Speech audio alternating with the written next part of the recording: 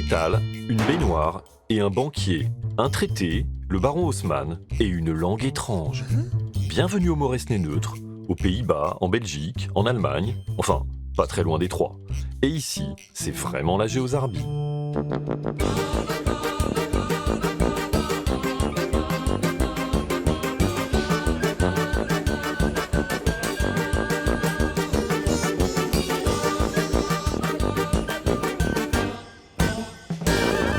Amitié sur le Zinc. Nous sommes à la Calamine, en Belgique, près de la frontière allemande. 11 000 habitants, une église, la campagne pas loin. Qui se douterait qu'ici a existé au XIXe siècle un micro-territoire étonnant, le Moresnet neutre. Vous n'en aviez jamais entendu parler ? C'est normal. Le Moresnet neutre était en forme de part de tarte. Il avait une surface de 3,44 km². Il était géré conjointement par l'Allemagne et la Belgique. La loi y était française, mais beaucoup de ses habitants étaient apatrides. Le Moresnet neutre était aussi un paradis fiscal. Et certains y ont fait fortune grâce au zinc. Oui, le zinc. Le métal, voyons. Et pour en savoir plus, un petit cours d'histoire, évidemment. 18 juin 1815, c'est Waterloo. La France a perdu et Napoléon Ier laisse derrière lui un empire qu'il faut démanteler. Et ça tombe bien car les vainqueurs ont tout prévu dans un traité négocié à Vienne et signé le 9 juin 1815. Au nord est ainsi créé le Royaume-Uni des Pays-Bas. Et les commissaires se mettent au travail pour tracer la frontière qui sépare ce nouvel État du royaume de Prusse voisin. Mais au village de Moresnet, dans une zone germanophone, il y a un problème. L'article 25 du traité dit en effet que la frontière doit couper le village ici, alors que l'article 66 dit que la frontière doit traverser le village là. Et au milieu se trouve une des plus importantes mines de zinc d'Europe. C'est d'ailleurs en fait une mine de calamine, qui est un minerai contenant le zinc. Prudents, les commissaires mettent alors en place une solution provisoire. La partie litigieuse de Moresnet devient ainsi une zone neutre. On y conserve les lois et la monnaie française, aucune nouvelle fiscalité n'y est instaurée, et 2 commissaires, un prussien et un néerlandais, sont chargés de l'administrer. Et puis, en plus de l'interdiction d'y faire entrer des soldats, les habitants sont exemptés de service militaire, et ceux qui y naissent sont privés de nationalité. L'idée est de montrer que l'endroit n'est ni néerlandais, ni prussien, en attendant mieux. Car des négociations entre gouvernements pour régler le problème sont en cours. Malheureusement, elles patinent, et s'arrêtent même en 1830, lorsque la Belgique fait sa révolution, et se sépare officiellement des Pays-Bas en 1839, emportant avec elle la co-responsabilité du Moresnet neutre. L'existence de cet étrange territoire s'installe alors dans la durée. Et son histoire va devenir celle de sa mine de zinc. Enfin, de calamine, qui est un minerai contenant le zinc. Petit retour en arrière. Connue depuis le Moyen-Âge, cette mine a été concédée par Napoléon à un certain Jean-Jacques Denis, qui, en 1810, est le premier à avoir breveté une méthode pour extraire le zinc du minerai. Et c'est à Moresnet qu'il inaugure la première fonderie industrielle de zinc au monde. Pour fêter ça, Denis offre d'ailleurs à Napoléon une baignoire en zinc, qu'il emportera avec lui sur les champs de bataille. Denis fait finalement faillite en 1813, et ce sont les Mosselmann, une famille de banquiers belges, qui récupèrent la mine et la fonderie. Les Mosselmann acquièrent alors d'autres mines et d'autres usines partout dans le monde, et en 1837, créent la Société des mines et fonderies de zinc de la Vieille Montagne. On est d'accord, c'est trop long comme nom. Dont ils installent le siège au Moresnet neutre.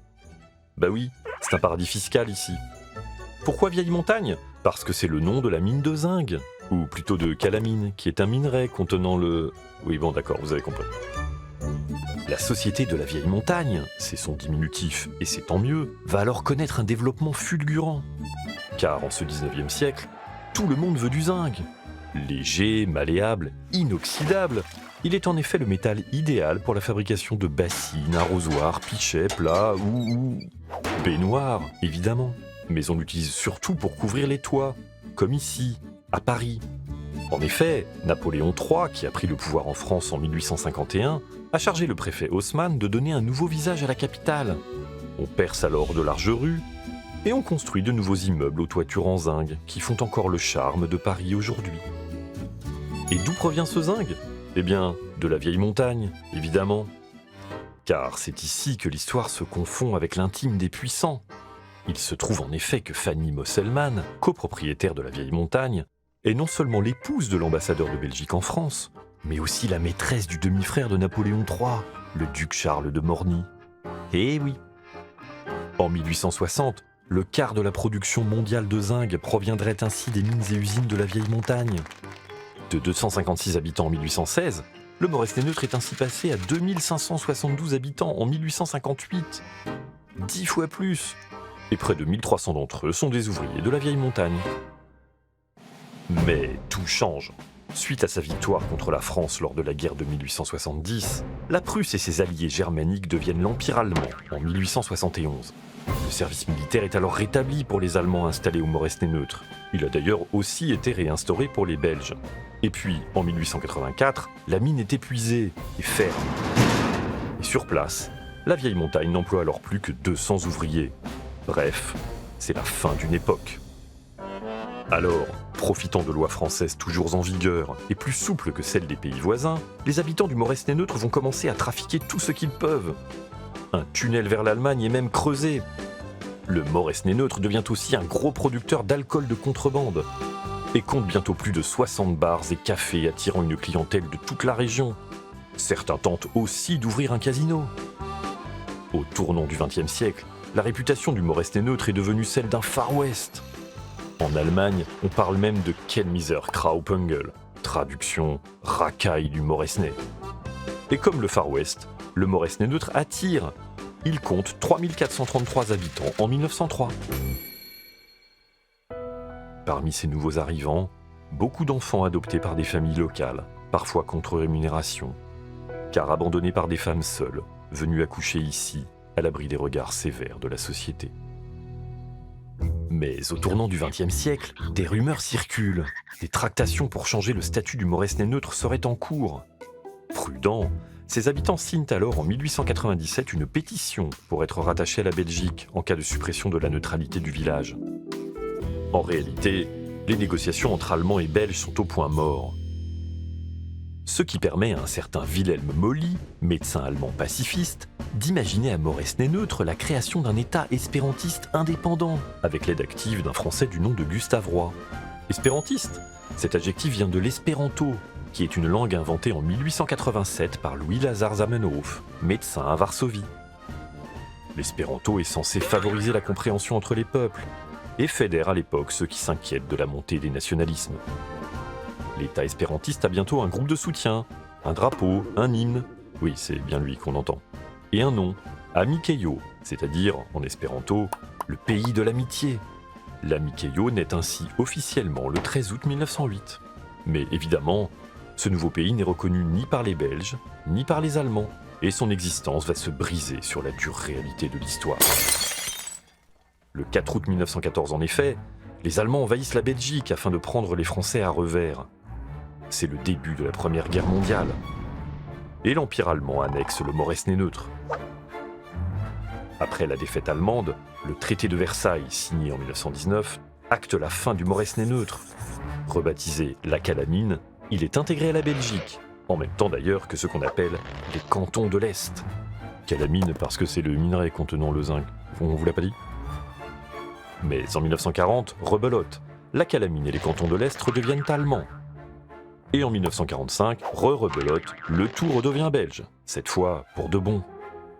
En moins de 30 ans, les natifs de Moresnet-Neutre ont ainsi changé 4 fois de nationalité, et certains hommes ont été obligés de combattre dans les deux camps, à un moment ou à un autre des 2 guerres mondiales.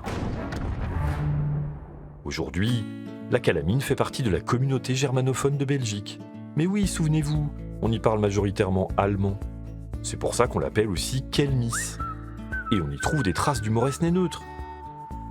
Les bornes entourant le territoire d'autrefois, ce monument marquant le point de contact avec les 3 pays voisins, et l'entrée de l'ancien tunnel de l'époque des trafics. On y trouve aussi les anciens locaux de la Vieille Montagne, transformés en musée. La société a en effet déménagé. Elle existe encore et s'appelle aujourd'hui VM Zinc. Pour le coup, ce nom c'est peut-être un peu court, non ? Quant à l'ancienne mine de zinc, ou plutôt de calamine, elle est aujourd'hui comblée. Mais ce qui reste avant tout ici du Moresnet-Neutre, c'est peut-être un état d'esprit. À la Calamine, on revendique en effet une identité multiculturelle et européenne. La preuve, dans l'église, on trouve une plaque en l'honneur de tous les habitants de Moresnay morts pendant la Première Guerre mondiale. Et ce, quel que soit le pays pour lequel ils sont tombés. Le docteur Molly, mort en 1919 et enterré ici, serait heureux. La Calamine est un peu l'ami Caillot dont il avait rêvé.